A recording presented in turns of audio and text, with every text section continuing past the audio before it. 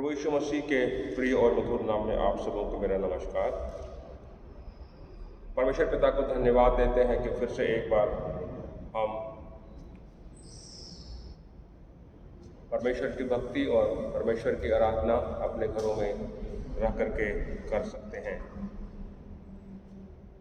काफ़ी लोगों से ये बार बार पूछा जा रहा है कि चर्च कब खुलेगा, लेकिन ये बड़ा दुखद है कि हर रविवार को ही लॉकडाउन लगा दिया जाता है, लॉकडाउन लगा हुआ है और इसीलिए हम परमेश्वर की भक्ति और परमेश्वर की आराधना करने के लिए आराधना भवन में नहीं आ पा रहे हैं। लेकिन हम परमेश्वर पिता को धन्यवाद देते हैं कि परमेश्वर ने हमारे लिए ऐसी योजना बनाई है कि हम अपने घरों में रह करके अपने मोबाइल के द्वारा हम परमेश्वर की भक्ति, परमेश्वर की आराधना कर सकते हैं। मैं इस बात को भी जानता हूँ और समझ रहा हूँ कि बहुत सारे लोग इस आराधना में शामिल नहीं होते हैं। फिर भी जितने लोग शामिल होते हैं मैं उन सबका आज की आराधना में स्वागत करता हूँ और विश्वास करता हूँ कि आज की इस आराधना से आप सबों को परमेश्वर की आशीष मिलेगी। परमेश्वर का वचन जो हमारे सन्मुख आज पढ़ा गया, मत्ती रचित सुसमाचार उसका 28वां अध्याय उसके 16 पद से लेकर के 11 पद, 16 पद से लेकर के 20 पद तक। और ये वचन हम में से अधिकांश के लिए, या कहूँ कि हम सब के लिए बहुत ही जाना हुआ है। इसमें कुछ भी बात ऐसी नहीं है जिसे हम नहीं जानते हैं। शायद हमने इसके ऊपर बार बार संदेश सुना होगा, शायद हमने इस पद को बार बार सुना होगा, या हमने अपने घर में अपने बच्चों को इस पद को रटवाया भी होगा। और ये जो पद है, खास करके जो 19 और 20 पद है, उसे हम प्रभु यीशु मसीह की तरफ से महान आज्ञा या महान आदेश, ग्रेट कमीशन के नाम से जानते हैं। यीशु मसीह ने अपने चेलों को अपने जी उठने के पश्चात दिखाई दे करके ये अंतिम आज्ञा दी, और ये जो हिस्सा है ये सुसमाचारों में दूसरे स्थानों पर भी पाया जाता है। तो यीशु मसीह के इस आदेश का मायने क्या है? ये आदेश यीशु मसीह ने विशेष करके अपने चेलों को दिया, अपने चेलों को बुला करके उनसे बातचीत की, उनको दर्शन दिया। वहाँ लिखा है कि 11 चेले गलील में उस पहाड़ पर गए जिसे यीशु ने उन्हें बताया था। उन्होंने उसके दर्शन पाकर उसे प्रणाम किया, पर किसी को संदेह हुआ। यीशु ने उनके पास आकर कहा, स्वर्ग और पृथ्वी का सारा अधिकार मुझे दिया गया है। ये हमारे लिए समझने की बात है कि यीशु मसीह ने उनको दर्शन दिया, और उसके बावजूद भी यहाँ लिखा हुआ है कि किसी को यीशु मसीह के ऊपर संदेह हुआ। प्यारे भाइयों और बहनों, हम सब के लिए ये सोचने की बात है, या अपने जीवन को टटोलने की बात है कि क्या हम अभी भी अपने उद्धारकर्ता प्रभु यीशु मसीह के ऊपर संदेह करते हैं, या हमारा विश्वास प्रभु यीशु मसीह के ऊपर पूरी तरह से है। ये जो चेले यीशु मसीह के साथ 3 साल तक थे, यीशु मसीह के जीवन को देखा, यीशु मसीह के जीवन को परखा, यीशु मसीह के साथ रहे, और बहुत कुछ बातें यीशु मसीह के साथ रहते हुए यीशु मसीह के जीवन के बारे में उन्होंने देखी और समझी। उसके बावजूद भी हम इस बात को जानते हैं। कल हमने एक यीशु मसीह के 2000 वर्ष पूरे होने के उपलक्ष्य में हमने एक विशेष कार्यक्रम 3 जुलाई को मनाया। 3 जुलाई इसलिए भी जाना जाता है क्योंकि ये वो दिन था जब सन 52 AD में थोमा जो था वो भारत आया, उसकी भी याद दिलाई जाती है। और AD 72 में भारत में ही उसकी मृत्यु हो गई, ऐसा भी माना जाता है, और उसे भी स्मरण करने के लिए कल के दिन को मनाया गया था। प्यारे भाइयों और बहनों, हम जब इन वचनों पर विशेष करके आज जब मनन करना चाहते हैं तो ये उन सब के लिए है जिन्होंने अपने जीवन में प्रभु यीशु मसीह को मुक्तिदाता करके ग्रहण कर लिया है, और जिन्होंने अपने जीवन में यीशु मसीह को अपना मुक्तिदाता स्वीकार नहीं किया है, ये आदेश, ये आज्ञा उनके लिए कोई मायने नहीं रखती है। और हम जरूर कह सकते हैं कि हम जन्म से मसीही हैं, या हमने मसीही परिवार में जन्म लिया है, हम यीशु मसीह को जानते हैं, या हम मसीहियत को जानते हैं, हम अपने चर्च को जानते हैं, हम अपने चर्च को समझते हैं, हम फलाने चर्च के सदस्य हैं, इत्यादि इत्यादि। लेकिन क्या हमने वास्तव में प्रभु यीशु मसीह को अपने जीवन में ग्रहण किया है? अगर हमने अपने जीवनों में प्रभु यीशु मसीह को ग्रहण नहीं किया है, तो मैं दोबारा कह रहा हूँ, इस पद का आपके लिए कोई मायने नहीं है। इस आदेश का, इस महान आज्ञा का आपके लिए कोई अर्थ नहीं है, क्योंकि ये उनके लिए है जो प्रभु यीशु मसीह पर विश्वास करते हैं, जो प्रभु यीशु मसीह को जानते हैं, जो यीशु मसीह को पहचानते हैं, और जिन्होंने यीशु मसीह को अपने जीवन में अपना व्यक्तिगत उद्धारकर्ता करके ग्रहण कर लिया है। तो तब ये पद उन सब के लिए मायने रखता है, मीनिंगफुल है। यीशु ने उनके पास आकर कहा, स्वर्ग और पृथ्वी का सारा अधिकार मुझे दिया गया है। स्वर्ग और पृथ्वी का सारा अधिकार मुझे दिया गया है। यीशु मसीह ने इस बात को कहा कि इस सारे स्वर्ग और सारे पृथ्वी का अधिकार मेरे हाथ में है, और उस अधिकार के कारण से, चूंकि अधिकार मेरे पास है, इसलिए मैं तुम्हें ये आदेश देता हूँ कि तुम जाओ और सब जातियों के लोगों को चेला बनाओ, और उन्हें पिता और पुत्र और पवित्र आत्मा के नाम से बपतिस्मा दो, और उन्हें सब बातें जो मैंने तुम्हें आज्ञा दी है मानना सिखाओ, और देखो मैं जगत के अंत तक सदैव तुम्हारे साथ हूँ। यीशु मसीह के इस महान आदेश के साथ यीशु मसीह की प्रतिज्ञा भी है, और इस आदेश के 4 हिस्से हैं। इस आदेश के 4 हिस्से हैं। पहली बात वो कहता है जाओ, यानी हमको जाना है, हमको बाहर जाना है, हमको लोगों के बीच में जाना है। जब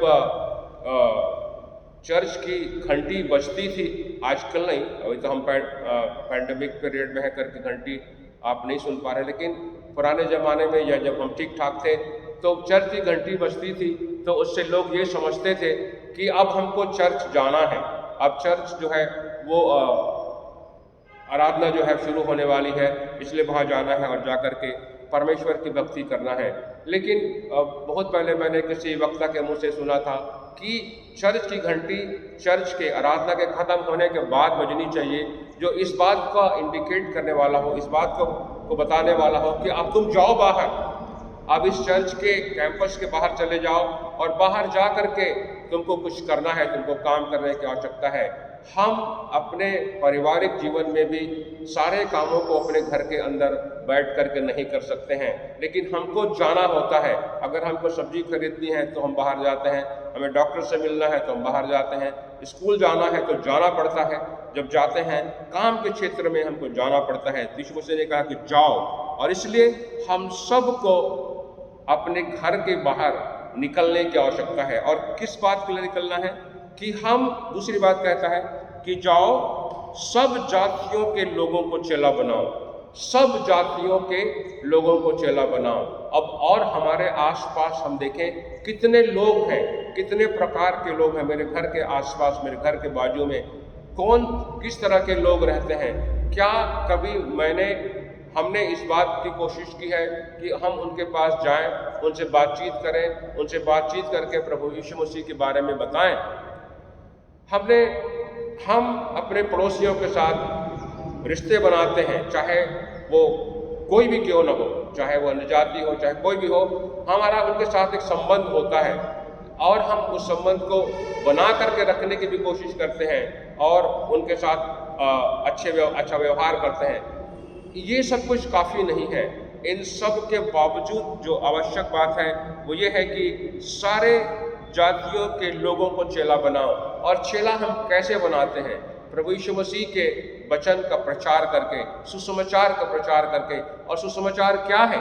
सुसमाचार ये है कि परमेश्वर ने जगत से ऐसा प्रेम किया कि उसने अपना इकलौता पुत्र दे दिया, ताकि जो कोई उस पर विश्वास करे वो नाश न हो परंतु अनंत जीवन पाए। क्या हम यीशु मसीह के आदेश को अपने जीवनों में पूरा कर रहे हैं? क्या हम लोगों के बीच में जा कर के सुसमाचार का प्रचार कर रहे हैं? क्या हम लोगों को मरते हुए देख रहे हैं और उनकी चिंता करते हैं?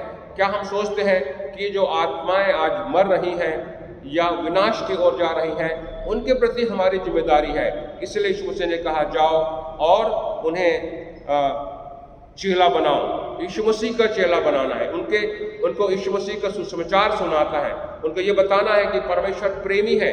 परमेश्वर ने हम सब से प्रेम किया, न केवल ईसाइयों से, न केवल मसीहियों से, न केवल इजरायलियों से, न केवल यहूदियों से, न केवल अमेरिकन से, परंतु परमेश्वर ने हर एक लोगों से, हर एक जाति के लोगों से प्रेम किया।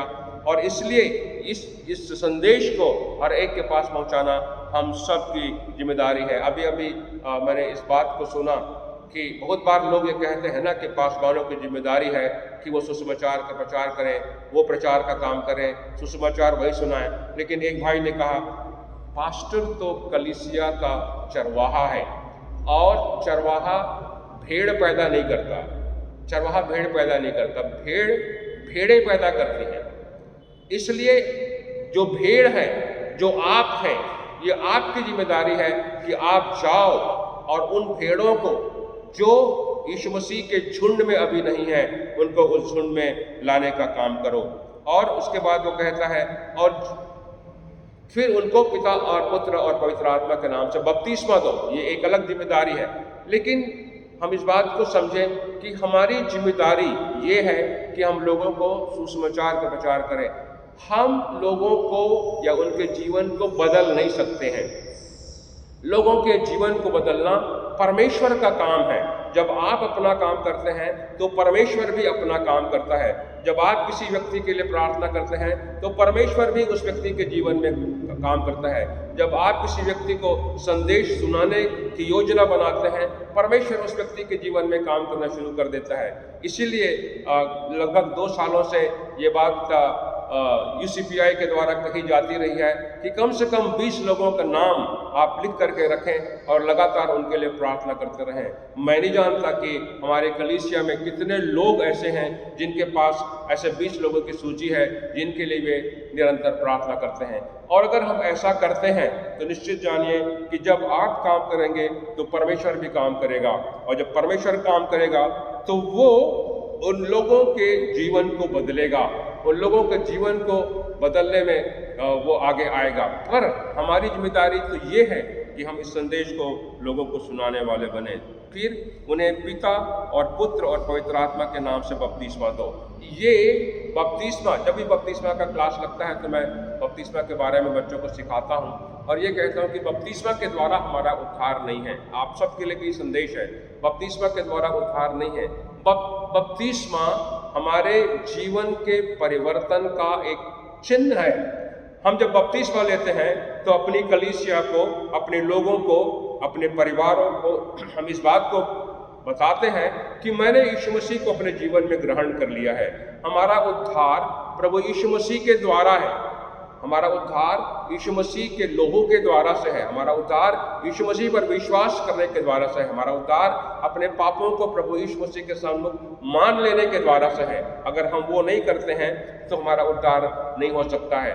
कई बार हम लोग बपतिस्मा के मोड के ऊपर भी चर्चा करते हैं कि कौन सा तरीका होना चाहिए जिससे हमको बपतिस्मा लेना चाहिए, परंतु इस सब से बढ़ करके जो महत्वपूर्ण बात है वो ये है कि हम यीशु मसीह पर विश्वास करने वाले बने। इफिसियों के पत्र में लिखा हुआ है कि विश्वास के द्वारा परमेश्वर के अनुग्रह से तुम्हारा उद्धार हुआ है, और इसमें तुम्हारा कुछ भी नहीं है। ये तुम्हारे कर्मों के कारण से नहीं है, लेकिन ये परमेश्वर के अनुग्रह से हमको ये मिलता है। तो जब लोग यीशु मसीह को ग्रहण कर लेते हैं तो कलीसिया की तब जिम्मेदारी होती है कि वो उनको परमेश्वर पिता, पुत्र और पवित्र आत्मा के नाम से बपतिस्मा दें। और आगे लिखा है, और उन्हें सब बातें जो मैंने तुम्हें आज्ञा दी है मानना सिखाओ। ना केवल सुसमाचार प्रचार करो, ना केवल उन्हें बपतिस्मा दो, लेकिन जितनी बातों की शिक्षा परमेश्वर के वचन में प्रभु यीशु मसीह के द्वारा दी गई है, पवित्र आत्मा की अगुवाई में जो वचन लिखे हुए हैं, जैसा तिमुथियुस को पौलुस लिख करके कहता है कि परमेश्वर का वचन पवित्र आत्मा के द्वारा उभारे जा करके लोगों के द्वारा लिखे गए। हम इसे मानते हैं कि ये परमेश्वर का जीवित वचन है। कल या पिछले सप्ताह कुछ दिनों से ये खबर आ रही है जो बहुत दुखद है, वो ये कि पोप फ्रांसिस ने ये आदेश निकाल दिया है कि ये वचन को, परमेश्वर के वचन को बदल दिया जाए। उसने कह दिया कि ये आउटडेटेड हो गया, ये पुराना हो गया है, ये प्रभावहीन हो गया है। प्यारे भाइयों और बहनों, ये बहुत दुखद समय, बहुत कठिन समय अब हमारे लोगों के लिए आने वाला है, इसलिए हम इस बात को ध्यान में रखें। परमेश्वर का वचन जीवित वचन है, ये परमेश्वर के द्वारा हमें दिया गया वचन है। इसलिए यहाँ कहता है कि जितनी बातें जो मैंने तुम्हें आज्ञा दी हैं, लोगों को मानना सिखाओ। जब लोग विश्वास में आ जाते हैं, जब लोग बपतिस्मा ले लेते हैं, तो कलीसिया का काम होता है कि हम अपने इन लोगों को परमेश्वर के वचन को मानना सिखाएं। यीशु मसीह ने कहा कि जो आज्ञाएं मैंने दी हैं, जितनी बातें मैंने सिखाई हैं, जितनी बातें मैंने बताई हैं, उन सब बातों को मानना सिखाओ, उन सब बातों को मानना सिखाओ। और तब वो उसके सामने ये 4 जो कदम हमारे लिए हैं वो हमको देखना है। पहली बात कि हम जाएं, दूसरी बात कि हम चेला बनाएं, तीसरी बात कि उन्हें बपतिस्मा दें, और चौथी बात कि हम उनको परमेश्वर के वचन की आज्ञाओं को पालन करना सिखाएं।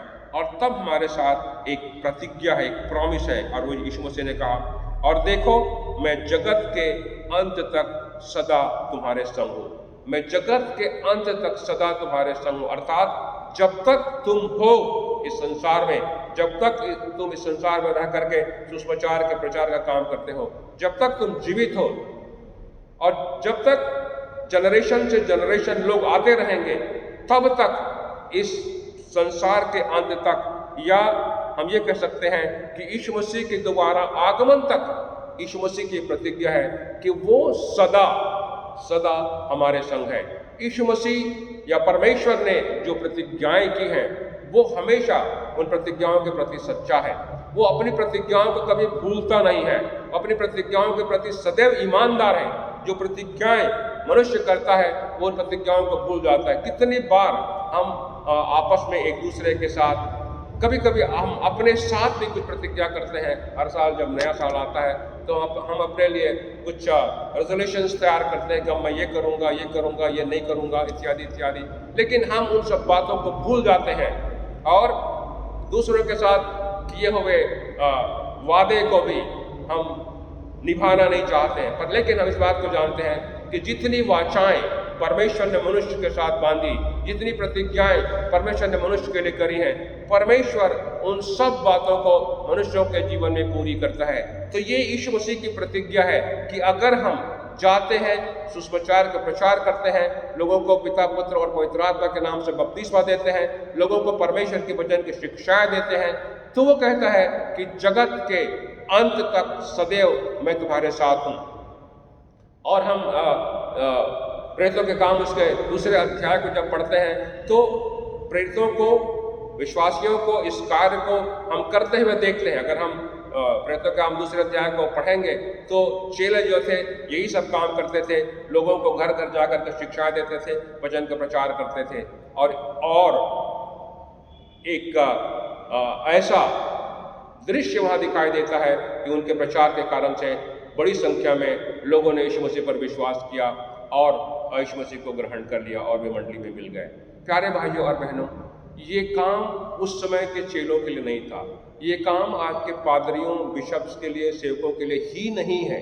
ये काम हम सब का है, ये काम हम सबको करना है। इसलिए मैं आज इस संदेश को विशेष तौर पे आपके सामने रखना चाह रहा हूँ कि ये हमारी जिम्मेदारी है, हम सब की जिम्मेदारी है कि हम यीशु मसीह के सुसमाचार को लोगों तक फैलाने वाले बने, उन्हें चेले बनने के लिए तैयार करें। इन दिनों में रेप्लिकेशन ट्रेनिंग दी जा रही है, जिसके माध्यम से लोगों को तैयार किया जा रहा है कि कैसे आज जब हम लोगों से मिल नहीं पा रहे हैं तो अपने उपलब्ध साधनों के द्वारा से, खास करके मोबाइल के द्वारा से, कैसे हम लोगों तक पहुंच सकते हैं, उसकी तैयारी कैसे करनी है, हमें लोगों से कैसे बातचीत करनी है और कैसे हमें यीशु मसीह का संदेश उन तक का फैलाना है। हम सब इस काम में जुट जाएं। यीशु मसीह का दोबारा आगमन बहुत ही करीब है, बहुत निकट है। हम सब इस बात को जानते हैं, लेकिन उन सब के बावजूद हम संसार की चिंताओं में, संसार की परेशानियों में, संसार के लोभ में और संसार के आकर्षण में लगे हुए हैं। प्यारो, लौट आओ, यीशु मसीह के पास लौट आओ और यीशु मसीह के द्वारा इस आदेश को जो उसने हमें दिया है पूरा करने के लिए अपने आप को समर्पित कर दो। परमेश्वर करे इन वचनों के द्वारा हमें चुनौती प्राप्त हो और आशीष भी प्राप्त हो। आइए हम प्रार्थना करेंगे। प्यारे पिता परमेश्वर, हम तेरा धन्यवाद करते हैं क्योंकि प्रभु यीशु मसीह हमारा उद्धार करता है, हमारा जीवित प्रभु है। उसने हम सबसे प्रेम किया और इसी प्रेम के कारण से पिता परमेश्वर यीशु मसीह संसार में आया और क्रूस पर अपनी जान दी ताकि उसके इस काम के द्वारा से ये संसार उस पर विश्वास करके उद्धार को प्राप्त कर सके। प्यारे पिता परमेश्वर, ये जिम्मेदारी हमें दी गई है। हम उन लोगों को जिन्होंने यीशु मसीह को जान लिया है, हम उन लोगों को जिन्होंने यीशु मसीह को पहचाना है, हम उन लोगों को जो यीशु मसीह पर विश्वास करके उद्धार प्राप्त किए हुए हैं, प्रभु जी हम सब की ऐसी अगुवाई कर, हम सब में ऐसा जोश भर दे, हम सब में ऐसा उमंग डाल दे कि हम सुसमाचार के प्रचार को बड़ी अधिकाई के साथ करने वाले बन सकें। हर एक को, इस कलीसिया के एक एक जन को हम तेरे पवित्र हाथों में रखते हैं और इस प्रार्थना को तेरे प्यारे पुत्र प्रभु यीशु मसीह के प्रिय और मीठे नाम से मांगते हैं। सुन और ग्रहण कर ले। आमीन।